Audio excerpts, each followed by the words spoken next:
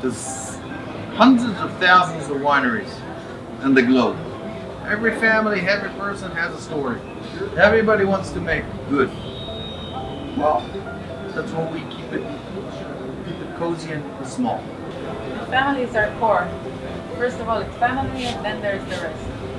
And we're not just working together; we're living together. We're, it's the daily life at the winery with everybody here. My parents, my brothers, my kids, my nephews, everybody's here. And then there's the weekends and the holidays that we're also together. I think that's one of the things that we loved so much about Tishbi. They told me about it before I even got to come, and they were like, "You have to go. It's such a great experience. Oshra and Golan are amazing." And the first time that I came, I think more than any other place, it feels like you're coming to family. It feels like you're coming to just spend time with people who love you, who prepare a great table, and that's one of the things that we think is not only reflected in your wine, but in the whole experience. Well, you are coming to a family. We're hosting you. All the family is here. My parents, my father is sitting over there. It's a family. All the family is here, and that's what we're about. Well, the Tishbis is a small family that came from Lithuania, Russia. From the mother's side from Ukraine. They were. Some of them walked into Israel in 1882. They started and settled in Tishbi, a nearby village. Our great-grandfather, Michael and Malka, were the ones who started to cultivate grapes in this region. So basically, the generations have passed. My father kept on going, doing what he loved to do. Today, everybody's a winemaker. When we started, there was maybe only 3 wineries that had winemakers. The rest were doing something else. And he built the winery, and he had a very rough 10 years. He struggled and really established something which is called a winery. Definitely, he was the first boutique winery in Israel. All the rest came 10, 15 years later. This is a very important thing to emphasize. Out of 125 families in Zichron Yaakov, there's maybe 7 left. Wow. So I'm a continuing generation, and I'm almost 52.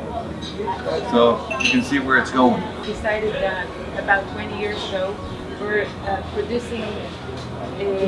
Our production has been stable. We decided to produce about 1 million bottles a year. Some years are less, some years are a little bit more. It depends on the harvest. And we decided to keep it that way in order so we can supervise everything. We can do everything ourselves. We can control the vineyards, we can control the production, we can do, we don't want to be a big winery, so a lot of people, a lot of visions, a lot of hands, taste. We wanted to keep it ourselves, and we want our kids to continue the winery. We have the bakery, sourdough bakery. We bring ovens from France. We try to keep everything that's being served here to make it at the winery. We have a mill here. We grind the wheat here. We have a pastry chef, and we have the chocolate and wine tasting room. We're Theme park you come into. The production area of the bread and the chocolate tasting room, which I was one of the first in the world to combine dark chocolate with dry reds. Most people would go to souterrains, sweets, milk chocolates. They would look at it as a dessert, not as a savory. Everything is around wine and food.